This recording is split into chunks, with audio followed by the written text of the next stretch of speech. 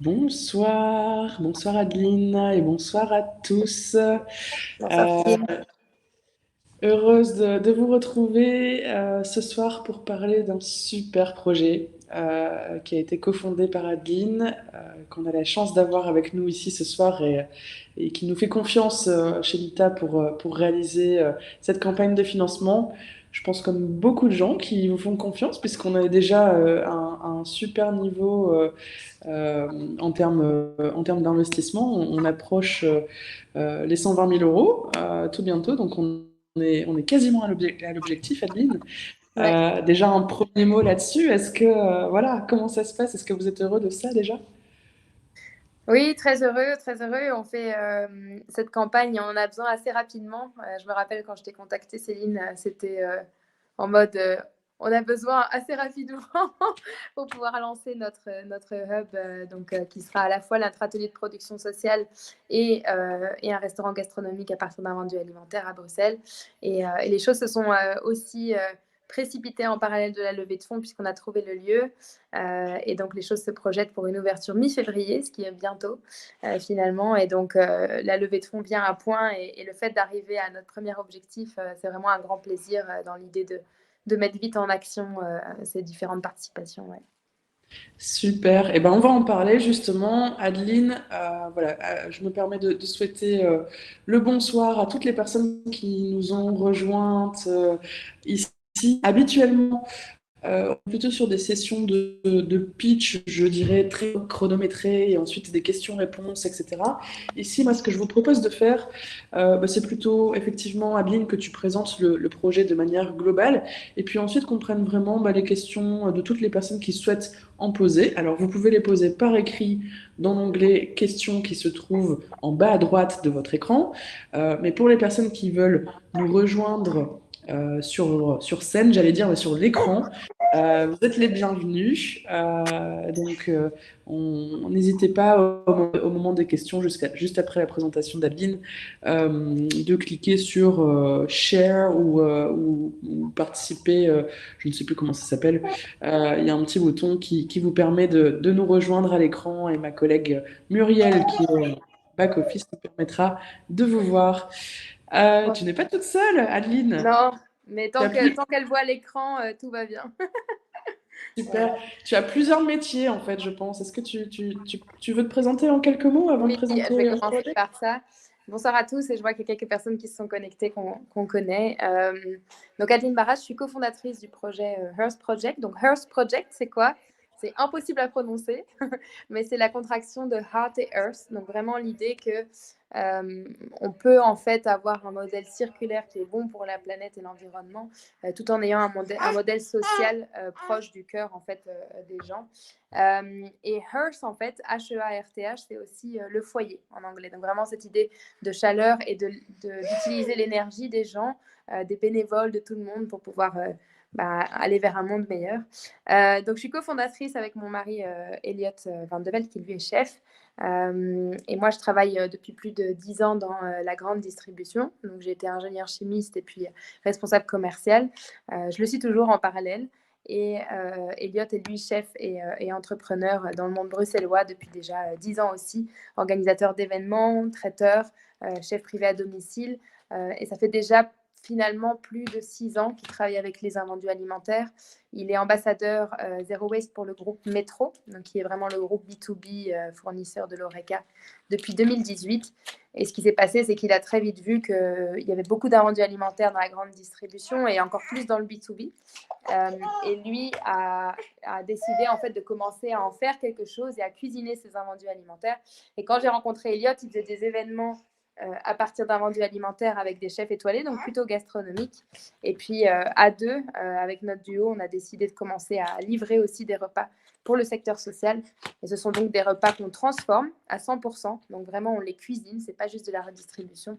Et on en fait des repas nutritifs et qualitatifs pour le secteur social. Voilà. Super. Et je Et suis d'où ça... maman aussi. C'est aussi un job à plein temps. Eh oui, c'est vrai. Et d'où ça vient, en fait, cette passion pour la récup, le zero waste, et d'en faire, en fait, ce que vous avez fait aujourd'hui, qui est quand même assez impressionnant, hein, tout ce que Ouais. vous avez réussi à faire en peu de temps avec Earth Project. Ça vient d'où à Mais il y a le l'origine? côté, en fait, donc Elliot a toujours été sensible à des thématiques d'environnement, de comment changer en fait le monde de demain. Moi aussi, mais plus dans un parcours classique, je dirais. Et en fait, quand lui a commencé à l'époque en étant chef à faire ses propres courses en fait, et qu'il s'est rendu compte de la quantité d'éléments non traités, puisque les invendus alimentaires, c'est pas du tout que les invendus proches de la date limite de consommation. Hein. C'est vraiment aussi des aliments en gros, des gros poissons qui ne sont pas vendus le samedi midi. Donc, ça veut dire que s'ils ne sont pas vendus le samedi midi, ils ne vont pas être achetés par l'ORECA dans des restaurants. Donc, ils ne vont pas être traités, donc ils ne vont pas être découpés. Et en fait, ça, généralement, ça va dans les invendus alimentaires et c'est parfois jeté parce qu'en fait, ça coûte plus cher en main-d'œuvre aux distributeurs ou aux gens qu'en fait de jeter, généralement. Voilà. Donc, il y a beaucoup de types d'invendus alimentaires et je pense que ce qui le drill, lui, c'est le côté aussi créativité. Donc, vraiment, le challenge. Aujourd'hui, je reçois 600 pommes de terre, 1000 œufs et 500 kilos de biches. Mais qu'est-ce que je fais avec, en fait et qu'est-ce que je fais avec pour un cahier des charges assez précis qui est en fait nourrir des gens du secteur social. Ce qui est sûr, c'est que quand on récupère 300 kilos de porc, c'est un peu plus difficile, par exemple. Mais on arrive toujours à trouver des solutions, on arrive toujours à utiliser les produits pour un certain but, les déshydrater, les faire fermenter, allonger leur durée de vie. Et c'est vraiment cette créativité qui me motive. De mon côté à moi, ça a été la découverte du monde de la food en B2B et des invendus dans le B2B.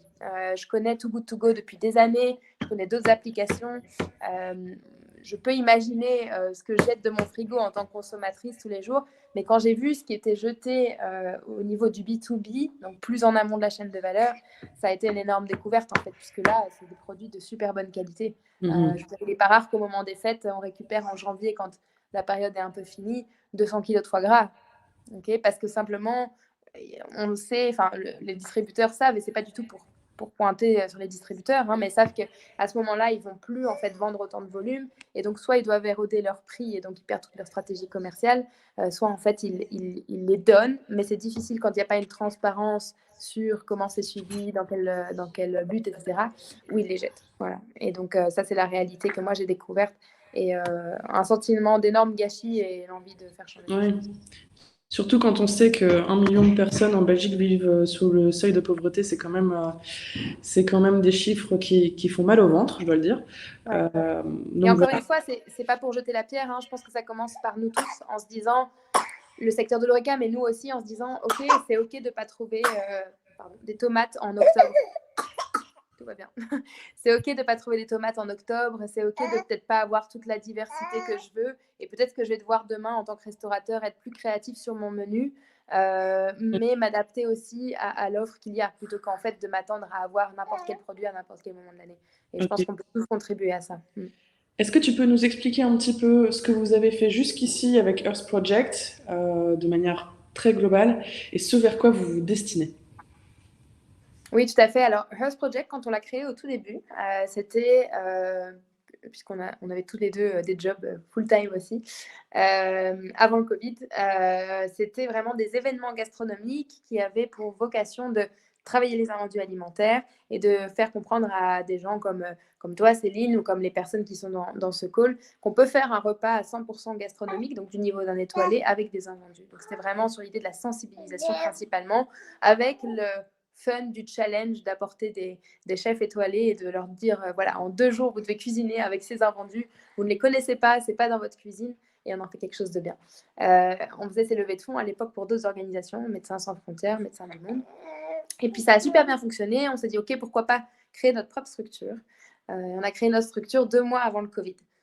Puis le Covid est arrivé. Avec le Covid, ça a été l'arrêt de toute une profession de traiteurs, et surtout dans le milieu de l'événementiel. On dit souvent que les restaurants ont repris. Oui, le milieu de l'événementiel, il n'a jamais repris. Il n'a jamais repris comme avant. Pourquoi? Parce qu'en fait, des gros événements de 200-250 personnes, on n'a plus beaucoup fait. Et surtout, bon, là, toute la structure est différente, il n'y a plus les mêmes fournisseurs qu'avant, etc. Donc ça a été vraiment stoppé, et c'est stoppé depuis déjà plus d'1 an et demi. Et puis, on a vu du coup un énorme réseau de chefs qui, du jour au lendemain, se retrouvaient sans avoir grand-chose à faire, des cuisines non utilisées, et puis une grande quantité d'invendus alimentaires, puisque surtout au départ, ça a été assez soudain. Et en fait, je me rappelle encore, le premier jour du Covid, on a foncé chez Métro le matin et en fait, on a récupéré des turbos, des invendus en fait de restaurants qui ont dû fermer et qui avaient fait toutes ces commandes-là. Et on a tout en fait commencé à stocker, préparer, congeler afin de pouvoir réutiliser tous ces produits-là dans l'idée du social. Voilà. On a commencé à livrer en fait au tout départ des hôpitaux, donc pour le personnel hospitalier. On a fait ça en partenariat avec Too Good To Go, donc c'était vraiment eux qui géraient la logistique et nous la production. On s'est installé dans des cuisines à Fosbury Son. On a commencé avec une équipe de super warriors, on les appelait. On était 30 personnes et on cuisinait pour 500 personnes tous les jours en fait. Donc dans 10 hôpitaux de Bruxelles. Et puis est venu en fait le bouche à oreille et le secteur social, lui, a vu la précarité augmenter et toute sa logistique changer. Puisqu'il a fallu du jour au lendemain, au lieu de proposer des grandes tablées de soupe, je dirais, proposer des packaging à emporter pour les personnes qui étaient dans la rue. Mais le packaging a un coût, c'est aussi une certaine logistique. Et donc, ils n'ont plus pu travailler comme avant. Et donc, ils ont cherché des fournisseurs et ils nous ont proposé à nous, en fait.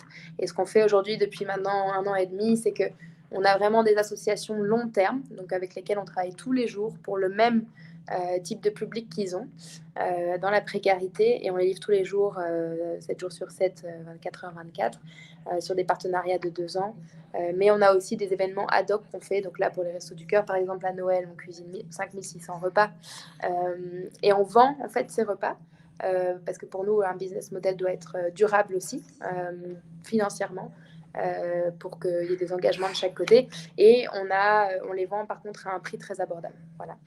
Mais ça assure un suivi aussi nutritif pour les gens. Donc on ne va pas leur proposer des frites et puis le lendemain à nouveau des frites et puis un sandwich et puis un sandwich. Non, c'est vraiment l'idée qu'on va apporter de la bonne nourriture, mais aussi qui va avoir un impact positif sur la santé du public précarisé.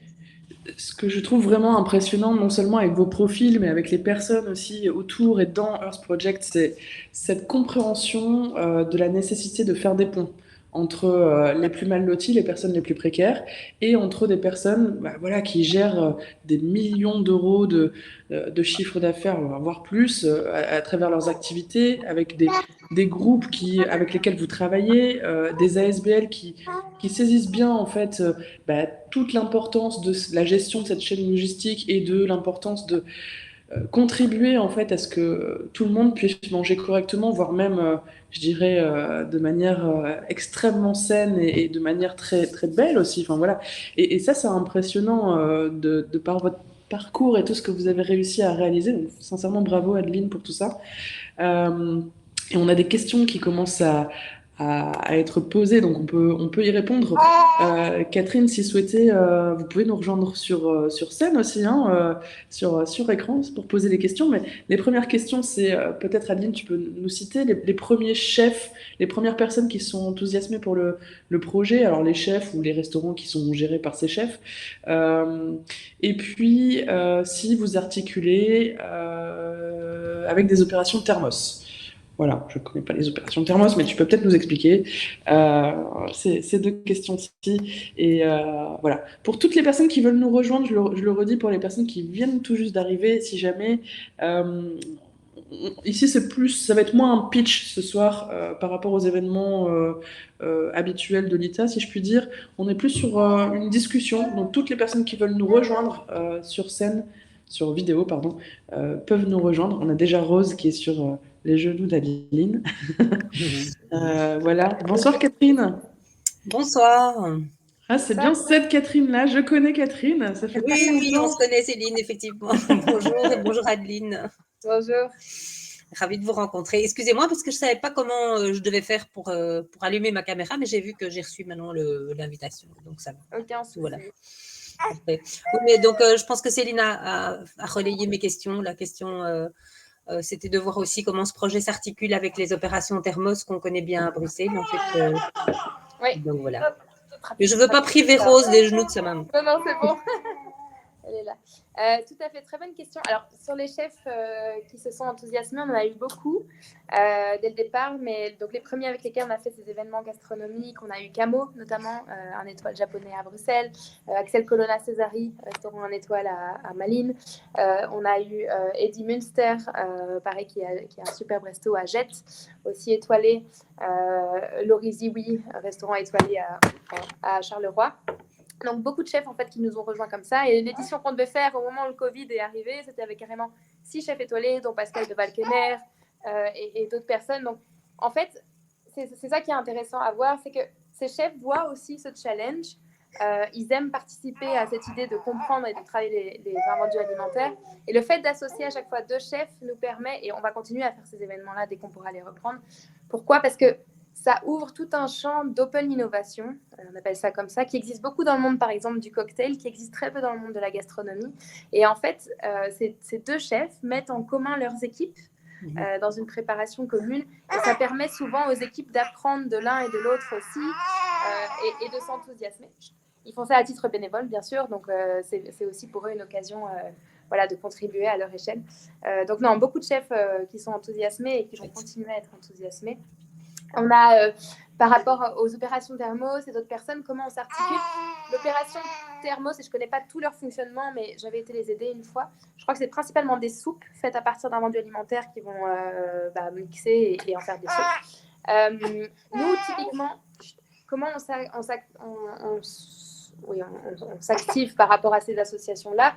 Nous, on va être beaucoup plus sur pas du monoproduit et vraiment, en fait, on va récupérer tout type d'invendus. Donc, on va en faire des plats avec du riz, du saumon si besoin, vraiment. Donc pas que de la soupe, vraiment des choses un peu plus avec du croquant, avec du piquant. C'est vraiment l'idée de redécouvrir aussi certaines saveurs pour les personnes précarisées.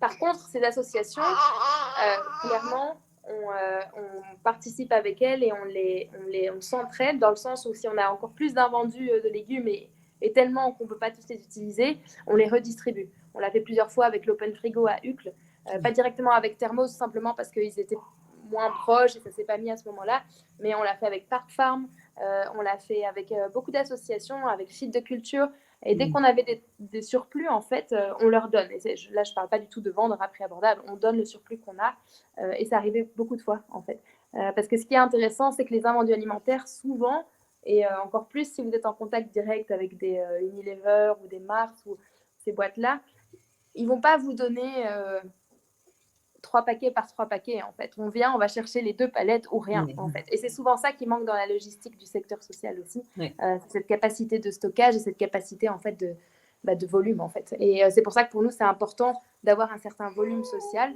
à la fois dans la récupération des invendus, on ne récupère pas 2 kilos d'épluchures à droite à gauche, et dans la production des repas, on ne livre pas pour 5 personnes. Voilà. Est-ce que tu peux, sauf si ça a déjà été fait, et je m'en excuse parce que je n'ai pas entendu, mais est-ce que tu peux réexpliquer un petit peu comment ça fonctionne au niveau de la logistique dans le projet ? Tout à fait. Donc, on récupère, nous, les invendus alimentaires toujours à titre gratuit. D'accord ? Donc, ça, c'est un point qui est déjà important. On les récupère chez des maraîchers, on les récupère chez le groupe Métro, mais aussi parfois chez des groupes directement beaucoup plus gros. Donc, on a fait pour Dr Hutker, pour un groupe comme Mars. Pourquoi ? Parce que parfois, ils vont produire 2 tonnes de riz en Benz et puis ça va être le mauvais packaging. Mais le riz est très bon, mais il ne peut pas être vendu. Voilà, c'est ce genre en fait d'invendu. Et on nous met en relation en fait avec eux. Souvent, c'est des partenaires du bouche à oreille, Too Good To Go ou des gens comme ça. Je vais juste lui donner un petit gâteau, comme ça. Oui, je suis sûre bien sûr. Une seconde. Elle aussi, ça la met en appétit. Hein. Je ne sais pas si vous avez vu les créations d'Eliott notamment et d'une partie des chefs de Earth Project, mais c'est vraiment appétissant rien que de voir les photos. Donc voilà, j'imagine que Rose a l'habitude de manger de bonnes Rose a un petit gâteau très très commun, mais c'est lui qui cuisine toutes ces petites purées. Voilà. Alors, j'en étais où ? Donc oui, donc on récupère ces invendus à titre gratuit, plutôt en gros, voilà. Et après, on les cuisine dans nos cuisines, qui sont type atelier de production, donc c'est beaucoup plus gros qu'une cuisine de restaurant. Jusque-là, on a bénéficié de conventions temporaires, souvent dans les cuisines dans lesquelles on était, puisque le secteur était fermé. On a notamment été dans les cuisines de Bruxelles Expo. qui font 1000 mètres carrés, puisqu'il n'y avait pas d'activité là-bas. Et là, justement, cette levée de fonds nous permet de pérenniser un atelier de production au centre de Bruxelles. Et l'idée, c'est que, en fait, on accueille vraiment toutes les petites mains qui veulent aider. Voilà, donc on a un réseau de chefs, nous, qui sait comment traiter les produits, imaginer quelle est la DLC, lesquels sont bons, comment améliorer la durée de vie, comment découper un gros poisson. Et après, on a toute une équipe de petites mains de bénévoles qui nous aident sur le dressage, sur les activités un peu plus classiques. Et en fait, c'est aussi quelque chose, on s'en est rendu compte au début du projet, c'est fou le nombre de gens qui veulent aider mais qui ne savent pas où commencer et en fait qui souhaitent contribuer. Et ça, c'est quelque chose de très tangible, en fait, faire la cuisine. C'est quelque chose qui est aussi, je pense, ressourçant. Fondamentalement, c'est presque une activité de mindfulness en soi. On s'est rendu compte qu'à la fin quand on était à 1 an du projet, on avait carrément des gens de part et Namut qui recommandaient à des gens en burn-out de venir faire du volontariat auprès de notre association. Donc, c'est quelque chose d'assez intéressant. Et je pense que pendant le Covid et le télétravail, les gens étaient encore plus sur leurs ordinateurs. Et l'idée, en fait, de couper des carottes un dimanche en rencontrant des gens, bien sûr, en toute distanciation, masque, etc., bien sûr, respecté, et ben en fait, c'est quelque chose dont les gens manquaient. Voilà. Et ça, donc, c'est l'idée, vrai, c'est Adeline, vraiment de continuer ça. c'est vrai, Adeline, que vous avez l'habitude de gérer les volumes, et même en termes de bénévoles, enfin, c'est assez impressionnant le nombre de bénévoles qui vous rejoignent. Quand on voit les photos, c'est des dizaines de personnes. Effectivement, à Bruxelles Expo, ça peut le permettre. Donc c'est hyper enthousiasmant de voir ça. On peut devenir bénévole super facilement. On vous contacte en direct. Oui, Quelqu'un il faut nous contacter. On vous fait remplir un petit formulaire. En ce moment, on vous demande en plus de prouver que vous avez soit un Covid Safe Ticket, soit un test PCR au moment où vous venez aussi. Mais c'est assez simple. Vous n'avez pas besoin d'avoir des capacités en cuisine spécifiques. Peut-être si vous venez en cuisine, parce que là, ça doit aller entre guillemets un peu plus vite. Mais les dimanches, on fait des sessions plus bénévoles, amateurs. Et là, vraiment, on accueille tout le monde. Voilà. Merci. Super. Catherine, on reste ensemble ou Oui, non, mais je veux bien laisser la place à d'autres, moi. Allez, alors à plus tard. À plus tard, Catherine. Et pour les fêtes de fin d'année, est-ce que vous faites quelque chose peut-être de particulier ou pas spécialement ici, Adeline? Alors oui, je vois que ma maman est dans le call. Alors, on fait pas, nous, un repas en take-away pour les fêtes. On aurait pu, on a fait ça déjà, donc des repas gastro pour vous, pour vos fêtes. On l'a fait pour la Saint-Valentin, etc. Mais généralement, les fêtes de fin d'année, c'est un moment où les associations type Resto du Cœur, Croix-Rouge, etc. aiment faire des repas de fête pour leur public. Et là, donc, on fait une grosse collaboration avec les Restos du Cœur, en plus de nos partenariats habituels. On va leur livrer 5600 repas, et quand je dis repas, c'est entrée, plat et dessert pour les fêtes. Donc, eux font en fait un appel, et d'ailleurs, je vous encourage à participer si vous le souhaitez, un appel aux dons. Et en fait, si vous contribuez à hauteur de 10 €, vous financez un entrée, plat, dessert pour une personne précarisée. Et donc, nous, en fait, on est leur fournisseur de ce côté-là. On a déjà fait ça l'an Resto dernier. du Cœur. Voilà, pour le Resto du Cœur, exactement. Très bien, merci. Alors, si on passe un petit peu à l'activité plus gastro, en 2 mots, est-ce que tu peux nous dire ce vers quoi vous tendez? Est-ce que tu as des nouvelles à partager, Adeline? Ouais, alors, je vois où tu en viens.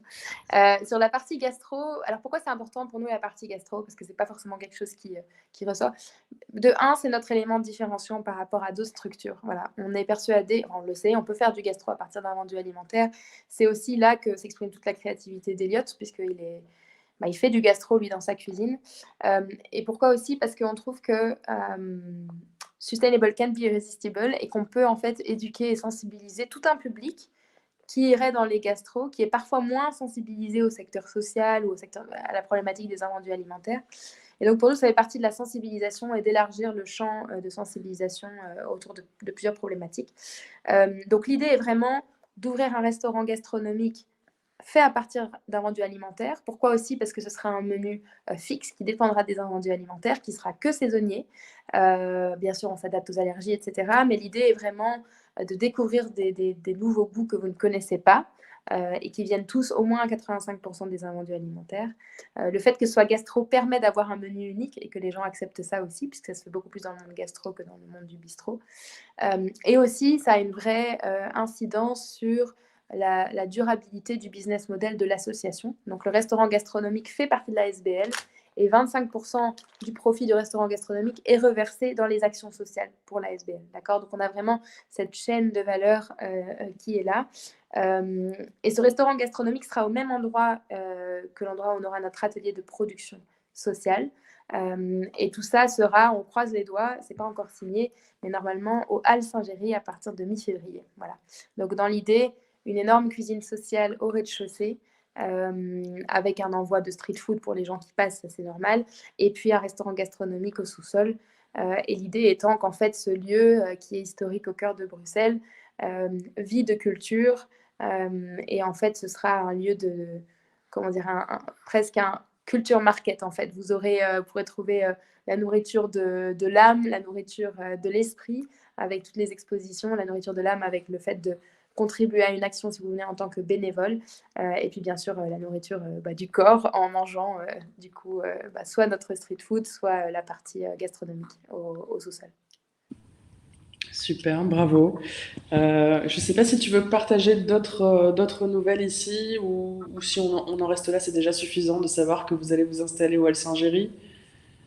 C'est déjà pas mal de nouvelles. Donc oui, on fait des beaux partenariats avec les Restos du Cœur, on s'installe au Saint-Géry. On vient de recevoir de bonnes nouvelles aussi de la ville de Bruxelles qui nous soutient, donc via un appel à projet qui s'appelle Bicircular. Et c'est vrai que s'installer dans ce quartier, pour nous, c'est parfait parce que, si vous voulez, c'est assez central pour les personnes et pour générer du volontariat, en fait, pour en faire un lieu assez visible. Et aussi, on pourra faire toutes nos livraisons vers nos associations en vélo cargo. Et donc, c'est vraiment très central, c'est tout à fait rayonnant à ce niveau-là. Et l'idée est donc de montrer qu'on peut avoir plusieurs activités dans un même endroit qui nourrissent tous les aspects de notre personnalité et de ce dont on a besoin aujourd'hui dans ce monde très rapide et très plein d'ordinateurs. Voilà. Super, merci. Je ne sais pas si on a des personnes avec des questions particulières qui veulent peut-être parler de l'offre d'investissement, enfin, si elle n'est pas encore suffisamment claire. Je viens de partager un lien avec l'explication d'investir en obligations qui se trouve sur la FAQ de l'ITA. Mais toute personne qui veut poser sa question peut le faire soit dans le chat, soit en direct ici. Voilà, je pense que la campagne va durer encore quelques jours. C'est vrai qu'elle monte assez vite, on arrive à l'objectif. On a atteint le minimum, donc elle est sûre, elle va être clôturée positivement dans tous les cas. Et là, on est vraiment tout près de l'objectif et on espère que les personnes qui n'ont pas encore passé le pas ici d'investir pourront le faire. Ma collègue Madeleine ou ma collègue Pauline d'ailleurs pourront se faire une joie de répondre à vos questions si vous en avez encore suite à ce live par chat ou par téléphone en direct sur l'ITA. Et s'il n'y a pas de questions, Adeline, je vais te laisser conclure de Oui. la manière que tu souhaites. Tout à fait. Et petit rappel, parce qu'aux non-aficionados du monde de la finance, que j'en ai eu quelques-uns en externe, donc c'est une campagne d'obligation. Donc en fait, simplement, vous mettez par tranche de 300 €, vous contribuez au projet, et c'est un taux de 4,5%. Donc d'ici 3 ans, ou enfin voilà, Céline reprécisera si besoin, vous retouchez votre somme augmentée du coup du 4,5%. C'est bien meilleur que sur le compte épargne de la banque, hein. Oui, tout à fait. Et puis, bien sûr, au-delà de ça, vous contribuez à un projet qui est palpable, que vous pourrez venir goûter d'ailleurs, en réalité, et qui vraiment essaie de faire changer les choses et se veut être aussi un instigateur de changement. Parce qu'il y a une partie que j'ai pas mentionnée et je conclurai avec ça, mais pourquoi le côté aussi gastronomique, c'est qu'en fait, c'est sexy, ça attire des gens, et en fait, c'est ça qui va permettre de faire réaliser à certaines personnes l'impact qu'elles peuvent avoir en venant aider un dimanche, l'impact que repenser les invendus alimentaires peut avoir, la dimension de la précarité en Belgique, parce qu'il n'y a pas que dans le tiers-monde qu'il y a de la pauvreté. Et c'est vraiment cette idée-là d'effet boule de neige qu'on veut instaurer. On l'instaure également avec les gens qui viennent nous aider. On a beaucoup de chefs apprentis, donc de jeunes chefs qui sortent d'école, qui veulent apprendre à nos côtés, aux côtés d'Eliott, du côté gastronomique, du côté créativité. Et en fait, ces chefs-là, demain, ouvriront un restaurant et puis seront habitués à travailler avec des produits plus saisonniers et plus durables. Et on a vraiment cette idée comme ça d'effet boule de neige la gastronomie aussi de demain. Voilà. Merci à tous en tout cas d'être venus. Je conclurai avec ça. Merci pour vos questions. Et puis n'hésitez pas, on est proche de l'objectif, mais on recherche toujours de l'aide, que ce soit en petites mains ou en personnes qui viennent pour parler de notre projet ou nous rencontrer. On va être assez occupés dans les 2 prochains mois entre les Restos du Cœur et l'installation du restaurant. Mais tout à fait open, on répond beaucoup sur les réseaux sociaux notamment, donc n'hésitez pas à nous contacter. Merci Adeline, bravo encore pour cette magnifique campagne et surtout pour le projet que vous portez. En fait, c'est un de mes projets préférés sur l'ITA depuis toute l'histoire de l'ITA. Je trouve que vous alliez une vision qui est vraiment hyper inclusive et très bien pensée, sociétalement et environnementalement vraiment très engagée. Et puis avec ta casquette aussi plutôt, je dirais, plus business, une vision financière aussi pointue et affinée. Et on vous souhaite vraiment beaucoup de succès, beaucoup de bonheur aussi dans tout ce que vous entreprenez. Et puis on s'entend tout bientôt pour la fin de la campagne. Dépêchez-vous, hein, dépêchez-vous. Tout à fait. À bientôt. Merci Céline et merci pour tout le monde. l'opportunité. Merci à Au tous. revoir. Au revoir.